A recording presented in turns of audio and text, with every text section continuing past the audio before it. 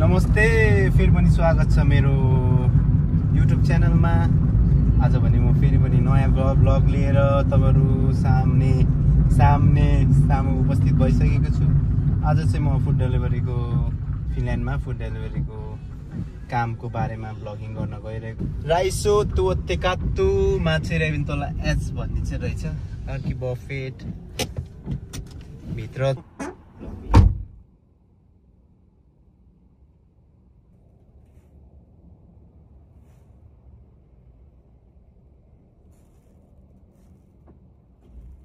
बाट दुईटा अर्डर लागेको थियो, त्यो मैले एक्सेप्ट गर्दै एक्सेप्ट भएन र अब म यो दुईटा अर्डर ड्रप अफ गर्न जाँदैछु। साथीहरु त दुईटा अर्डर एकै ठाउँ पुर्याउनु पर्ने रहेछ र मैले यो ड्रप अफ गर्नलाई नेभिगेटमा गरिसके। अब यहाँ मैले अर्डर ड्रप अफ गर्न जाँदैछु। यो अर्डर चाहिँ मैले 5 मिनेट 3 किलोमिटर 5 मिनेट टाइम देखाइराखेको छ र यसको ड्रप अफ गर्ने टाइम चाहिँ त्यहीँनिर, अर्डर लिने टाइम र ड्रप अफ गर्ने टाइम त्यहीँनिर हुन्छ। ड्रप अफ गर्नलाई टाइम जति टाइम दिएको हुन्छ त्यति टाइमभित्र गर्दा पनि हुन्छ, अथवा टाइम दिएको भन्दा 10 मिनेट भन्दा धेरै पछि गर्न मिल्दैन, किनकि त्यो भन्दा पछि गर्यो भने चाहिँ एउटा सेफ्टी रिजनले पनि खानेकुराहरू चिसो हुन्छ भन्ने हुन्छ। यहाँ चाहिँ त्यही फुड रेडी भएर प्याक गरेर अर्डर ड्रप अफ गर्ने टाइम चाहिँ जुन प्याकेटभित्र बस्ने टाइम चाहिँ एकदम लिमिटेड हुन्छ र अलि छिटै ड्रप अफ पनि गर्नुपर्ने हुन्छ। दुईटा अर्डर एकै ठाउँमा रहेछ क्या, फेरि एकै ठाउँमा रहेछ। मैले दुईटै यहीँ ड्रप अफ गर्दै। यहाँनिर चाहिँ यो अलिकति प्राइभेट एरिया, यो राइसो भन्ने ठाउँको लेफ्ट साइड एरियातिर चाहिँ अलि भ्लगिङ गर्नलाई घरहरूको एड्रेसहरू देखाउँदाखेरि अलि राम्रो हुँदैन, घरहरूको फोटोहरू लिनु हुँदैन भनेर मेरो यहीँ भएको अगाडि आउनु भएको दाइहरूले चाहिँ भन्नुहुन्थ्यो। त्यस्तो गऱ्यो भने चाहिँ इलिगल हुन्छ, फाइनहरू तिर्नुपर्छ चाहिँ राख्नलाई चाहिन। त्यही भएर मैले अर्डर ड्रप अफ गराएर ट्रक हेर्नु न, यो ट्रक हो कि यो त के हो, सिमेन्ट मोल्ने जस्तो छ त, मसला बनाउने जस्तो। लाग्यो रोक्नुपर्ने हुन्छ। कति लामो ट्रक हो भगवान।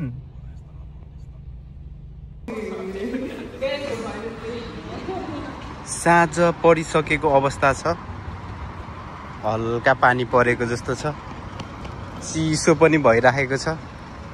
मैले गाडी कहाँनिर पार्किङ गरेँ त्यो पनि मैले बिर्सिराखेको छु। मलाई जहाँसम्म लाग्छ माथि कुन्नाको लाइनमा छ जस्तो लागिरहेछ। चिसो छ मौसम, फुड अर्डर भनेको लागिराखेको छ भर्खरै। यहाँको यो सपिङ सेन्टर हो, यो म्युली राइसियोको। यो भित्र चाहिँ लुगादेखि लिएर वासिङ मेसिन, हाम्रो नेपालको जस्तै के हो रे, भाटभटेनी जस्तै हो, सबै छ यहाँनिर। अहिले चाहिँ मैले आर्नोल्ड्स भन्ने एक्सप्रेस हाउस कफी सपबाट एउटा अर्डर लिएर आएको छु। यो अर्डर ड्रप गर्नलाई अर्को अब यो अर्डरसँगै अर्को अर्डर लिन गइरहेको छु मैले। यो चाहिँ अहिले लिएको अर्डर चाहिँ कफी सपको हो, कफीको क्यापुचिनो स्यापुचिनो के हो, यो फ्र्यापी स्मुदीहरूको अर्डर हो। यसको लागि चाहिँ वर्ल्डको ब्याग लानु पर्दैन, यो चाहिँ हातमै लानुपर्छ। अगाडि फ्रन्ट सिटमा राखेर प्रोपरली लानुपर्छ, फ्रन्ट सिटमा राखेर नढल्ने हिसाबले। ब्यागमा राख्यो भने चाहिँ यो ढल्यो भने चाहिँ पोखिन्छ क्या, अनि पोख्यो भने कम्प्लेन हुन्छ। कस्टमर कम्प्लेन भयो भने फेरि पैसा काटिदिन्छ होल्डले। त्यस्तो हुनाले चाहिँ मैले चाहिँ यसलाई चाहिँ ब्यागमा हाल्दिनँ। अब यसपछि चाहिँ मेरो नेक्स्ट अर्डर चाहिँ भेरको कौबा भन्ने सपबाट लागेको छ। भेरको कौबा भनेको चाहिँ त्यहाँबाट चाहिँ टिभी, फ्रिजहरू, अनि हेयर ड्रायर भयो, आइफोनहरू, मोबाइलहरू सबै त्यहाँनिर पाउँछ। त्यो इलेक्ट्रिकको सामानहरू सबै त्यहाँ पाउँछ। त्यहाँबाट मलाई अर्डर लागेको छ।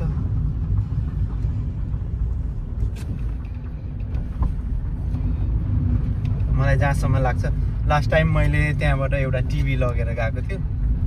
टिभी भयो, अनि अरू मोबाइलको कभरहरू भयो, त्यस्तो अर्डर पनि बोकेर पिकअप गरेर ड्रप अफ गर्नुपर्ने हुन्छ। अहिले चाहिँ म अर्डर पिकअप गर्ने ठाउँमा आइपुगेको छु होइन। यो चाहिँ भेरको कौपा भयो। यहाँबाट चाहिँ मलाई अर्डर लागेको छ। यहाँ चाहिँ अर्डर लिन गइरहेको छु। अर्डर नम्बर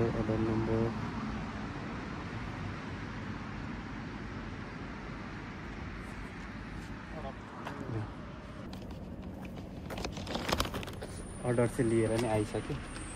मलाई जहाँसम्म लाग्छ यो अर्डरभित्र के छ मलाई थाहा छैन, तर यो भित्र इलेक्ट्रिकल सामानहरू नै छन् मलाई जहाँसम्म लाग्छ।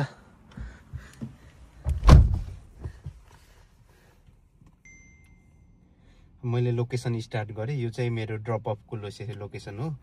अहिले मैले 2टा अर्डर लिएको छु। 2टा अर्डर लगभग त्यही छिर्नुपर्ने चाहिँ यहाँबाट रहेछ, तर उताको गल्लीबाट छिरेछु। कहिलेकाहीँ लोकेसनहरू पत्ता लगाउनलाई पनि गाह्रै हुन्छ। गाह्रो त हुँदैन, नेभिगेसन अनुसार चल्दाखेरि कहिलेकाहीँ बााउन्ड्री अरू ठाउँमा पुगिन्छ कि। यो घरमा रहेछ म पुऱ्याउनु पर्ने। म तल्लो घरमा छिरेछु। तल्लो घरबाट पनि आउने त हुन्छ, फेरि त्यस्तो बिचमा बार हुन्छ। त्यो हुनाले चाहिँ अलिकति गाह्रो हुन्छ कि। यही बिल्डिङ रहेछ। म अर्डर ड्रप अफको लागि गइरहेको छु। मैले अहिले ड्रप अफ गर्नुपर्ने अर्डर चाहिँ एक्सप्रेस हाउस म्युलीको रहेछ। यहाँनिर छ। अब म यहाँ ढोका खोलेर 4th फ्लोरमा जानुपर्ने हुन्छ। अनि यो 4th फ्लोरको 21 नम्बरमा ड्रप अफ गर्ने लोकेसन एड्रेसमा त्यस्तो छ। यहाँ एलिभेटर हुनसक्छ।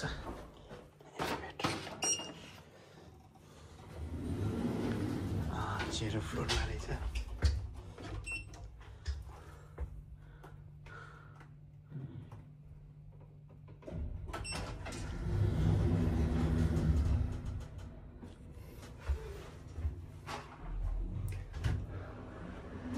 यस्तो हुन्छ फिनल्यान्डको blogging life, food delivery life चाहिँ यस्तो छ साथीहरू। यतै जानु होला। अब यो 21 नम्बरमा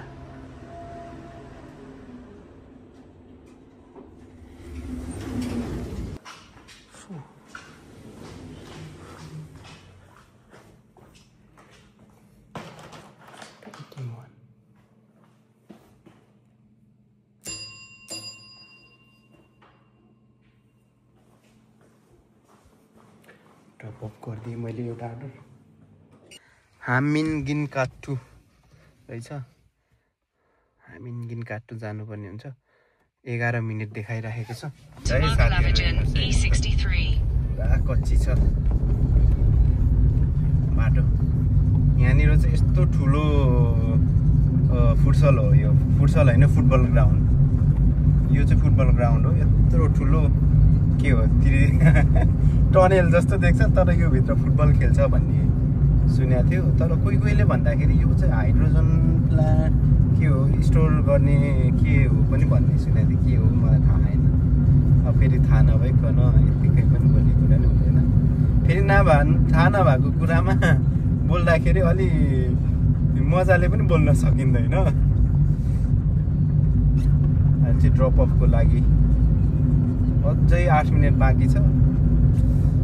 यो भेरको कौपाको बाट रिसिभ गरेको सामान चाहिँ टाढै रहेछ। म चाहिँ यहाँबाट लेफ्ट लिनुपर्ने हुन्छ।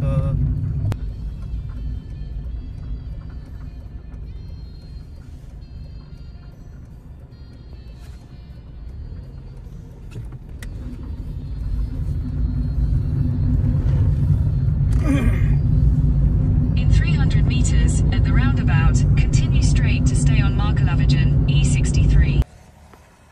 अहिले भने चाहिँ म यहाँनिर फेरि अर्को अर्डरको लागि कुरिरहेको छु।